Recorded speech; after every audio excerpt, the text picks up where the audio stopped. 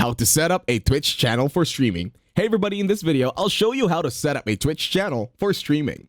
To start this tutorial, open your internet browser and then search for download OBS.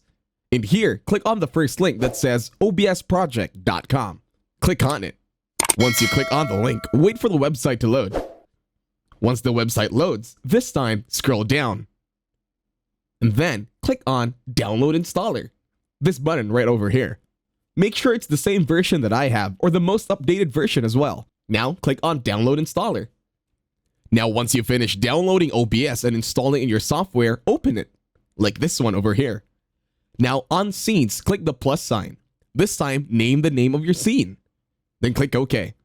Once done, a new scene should now be added over at your OBS. In here, you're going to add a source. In the capture method, it could be anything. This could be your primary monitor, or depending if you have a capture card or a secondary monitor. After that one, click OK. In here, just adjust the screen to the size of your OBS. Once done, go over to settings this time. Click on it. Once you are in settings, this time, go over and click on audio. On audio, just follow the settings here on my screen. Make sure it's default or depending on what microphone you are using.